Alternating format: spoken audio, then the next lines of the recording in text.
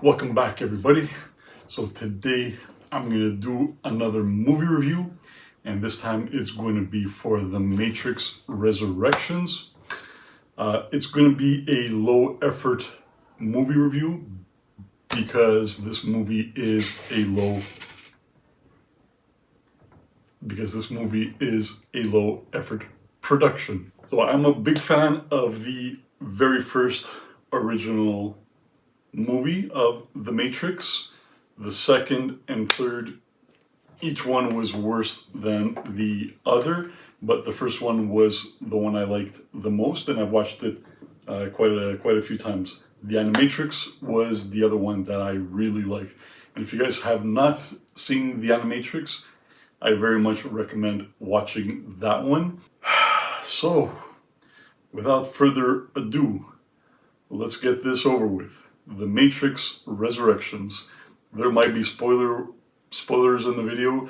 I don't know, I haven't decided yet. We'll see how things go. But this movie did not need to be made. So it was made by one of the Wachowski siblings, Lana. The other one had nothing to do with it. The movie pretty much feels like they wanted to give the fans, the OGs like me who grew up with the Matrix movies, and it was great back then.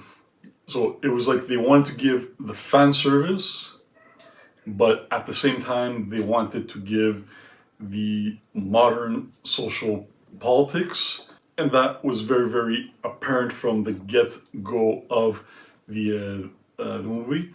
So whenever I watch a movie, I always watch it disconnected from my feelings. I didn't watch anybody doing a movie review on Resurrections, not even from The Critical Drinker. So I went into the movie fresh. I knew it was going to have woke politics, but I didn't know what the woke politics were. But based on what I saw from the trailers, all I knew was I had no interest in watching this movie whatsoever. So within 25 minutes of the movie, I'm already fed up with the characters and the movie itself. We have the blue-haired girl who is breaking bricks by her very first introduction when she's fighting the agents on the rooftops and doing Neo-like stuff. And why can she do Neo-like stuff? Because reasons.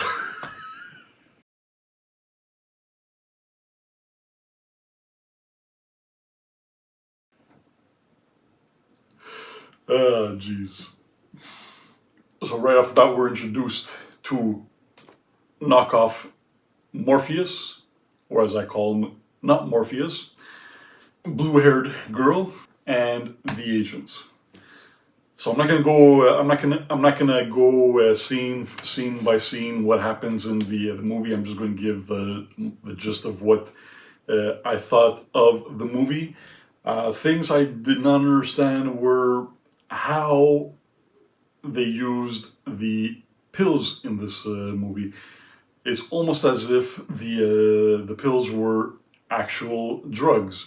So in the beginning we see the blue-haired girl giving not Morpheus the choice between the red pill and the blue pill. So obviously he takes the red pill because he's, of course, not Morpheus. So he takes it and immediately he starts not waking up, but he starts tripping balls. And he's giggling all over the place. Seems like he's having hallucinations, and then he's after he accepts that he's not Morpheus, he's teleported in front of the agents. So he tries to compose himself, because of course in this movie he starts off by being an agent, so he has to be serious and composed. And starts giggling, starts laughing again like he's on drugs. So again, this drug feeling is replicated when they meet up with Neo and they give him the red pill and he starts tripping balls. That whole train scene, impossible to follow. Choreography was garbage. Choreography throughout the movie was garbage. All it is fast shots and cutaways and angle changes and whatever, because it is really, really badly choreographed. Like it's freaking crap. On the topic of Morpheus, Morpheus was the coolest character. Neo is Neo. He is the one, so he's by default the coolest. But Morpheus was always my favorite, and Lawrence Fishburne played the character the best.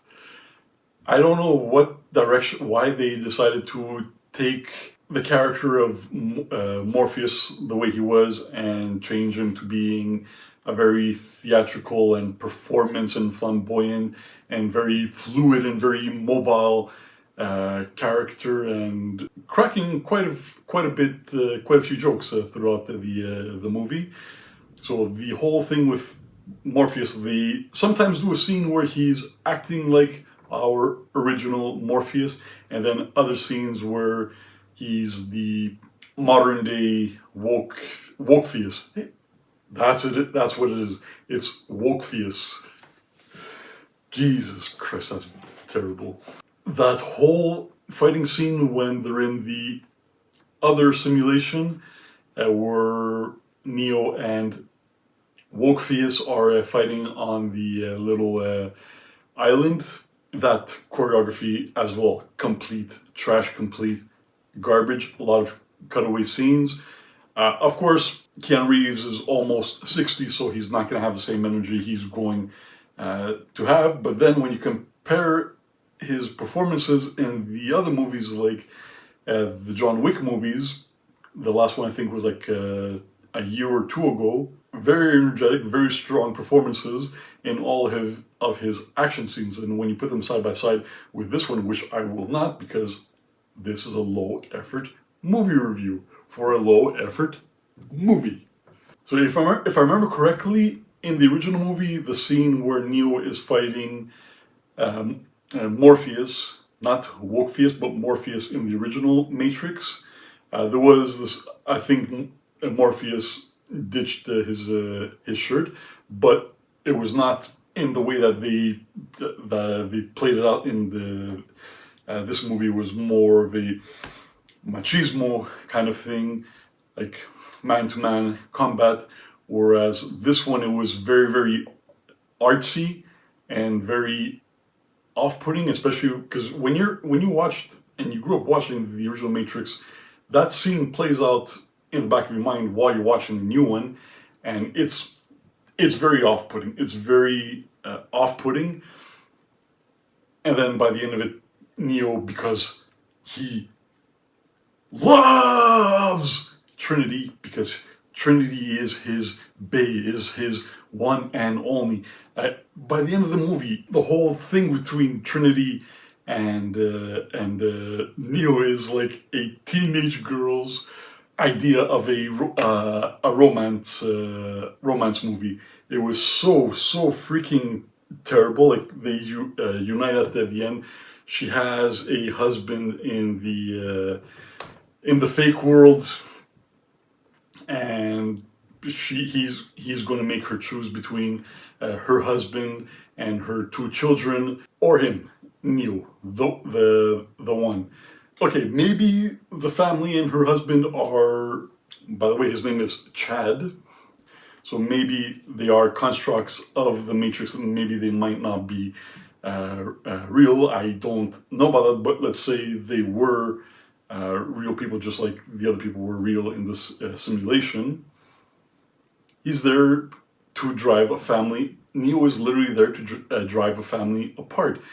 Very, very selfish, all because he loves her. Oh, I love Trinity. I love her. She's my babe.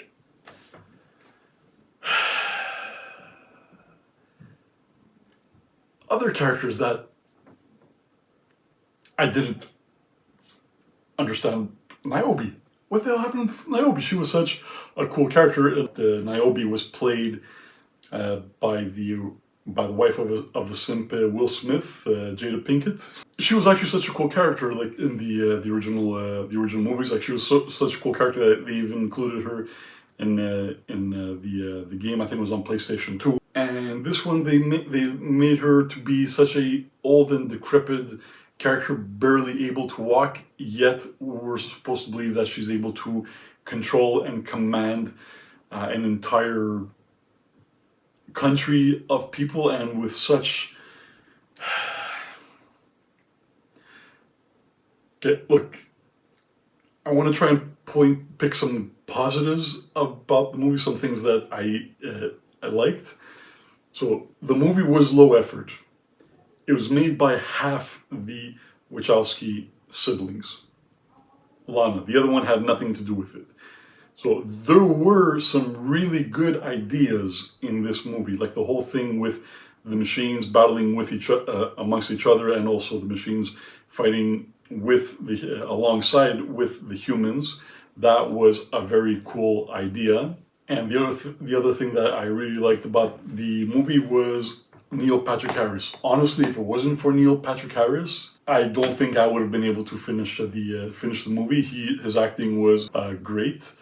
He actually had his ending scene was actually really good, because he has this one-on-one with Neo and everybody else frozen around, and Neil Patrick Harris is talking to Neo about how easy humans are to manipulate and influence, because the most important thing to us is our feels. And I love how tone deaf it is, because like I might include this part at the end of the video, because it really hammers home what the left are completely oblivious to what they actually are about. And I was just actually shocked that they left that in the movie. Allow me to sum up our goal in a single word: bullet time. I know, kinda ironic, using the power that defined you to control you. He hated the human mind, so he never bothered to realize that you don't give a shit about facts. It's all about fiction. The only world that matters is the one in here. And you people believe the craziest shit. Why? What validates and makes your fictions real?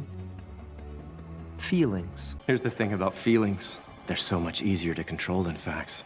I didn't really talk much about Neo, and I'll say these things about Neo. I did not. The more I think about it, the less and less I actually like Neo in this movie. One, Neo is, from the moment he's introduced in the movie, it's nothing but praise.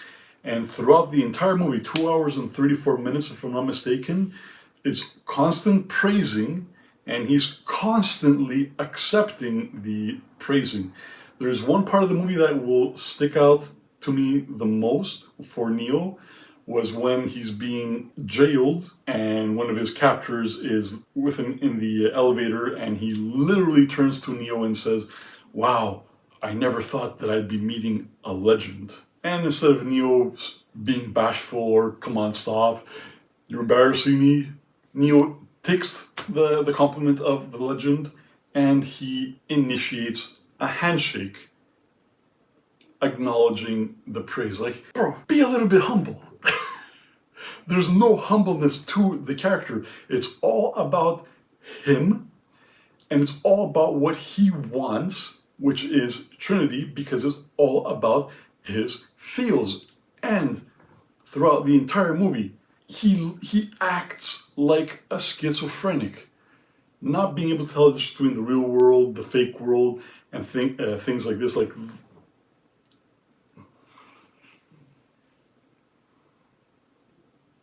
if you've ever watched the movie A Beautiful Mind, you cannot help but see the similarities between Neo and the schizophrenic, I think it was Russell Crowe, in the movie A Beautiful Mind. So really, I know this video is kind of all over the place. Again, I said this video was going to be very low effort. I did not disappoint. I really don't give a shit about this movie, not even for a second. I was so glad when the movie was over. The movie did not need to be made. You know what, screw it. I'm out. Jigga Vega out. Thank you for watching.